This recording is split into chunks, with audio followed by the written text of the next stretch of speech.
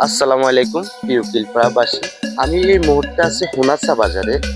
হুনাসা বাজারে আপনাদের স্কুলে আছি। তো হুনাসা বাজারে যদি আমার কোনো ফ্যান ফলোয়ার থাকেন, অবশ্যই লাইক শেয়ার দিয়ে পাশে থাকবেন। দেখেন আপনাদের।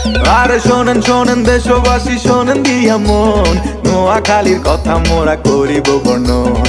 বুলুয়াতে নতুন একটা খাল খনন হয়, সেই খালেরই নামে এখন নোয়াখালী কয়।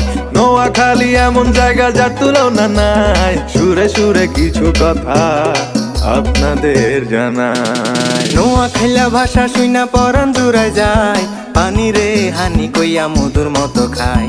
নোয়াখাইলা ভাষা এখন বিশ্বব্যাপী হায়, বিদেশিদের মুখে শুনি আয় কিছি ভাই।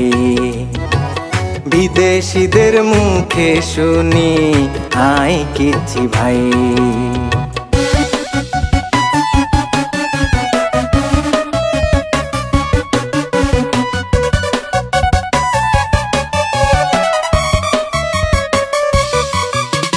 বিখ্যাত মৎস্য খামার আছে লক্ষ্মীপুরে, জিনের মসজিদ আছে আবার একটুখানি দূরে। ফেনী গেলে পাইবেন আপনি মুড়ি প্রজেক্ট খাই, বিজয় সিংহ দিঘিও আছে যার তুলনা নাই। দর্শনীয় একটি জায়গায় মুসাফু ক্লোজার, আর মানুষ বলে সেটা নাকি অতি চমৎকার। বজরা মসজিদ দেখতে যদি মনে ইচ্ছা জাগে, আর নোয়াখালীর সোনায় মুড়ি চলে আসেন আগে।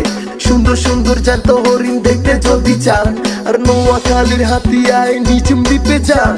বিখ্যাত মৎস্য খামার আছে লক্ষ্মীপুরে, জিনের মসজিদ আছে আবার একটুখানি দূরে। ফেনী গেলে পাইবেন আপনি মুড়ি প্রজেক্ট ভাই, বিজয় সিং দিঘিও আছে যার তুলনা নাই। নামি দামি ব্যক্তি ছিল আমগো নোয়াখালী, যেসব মানুষের নাম শুনিলে হাতে দিবেন তালি। তাদের মধ্যে অন্যতম জহির রায়হান, বীর শ্রেষ্ঠ রুহুল আমিন রাখছে দেশের মান। ভাষা শহীদ আব্দুল সালাম আমগো এলাকার, সেলিম আল দিনের মতো আছে নাট্যকার।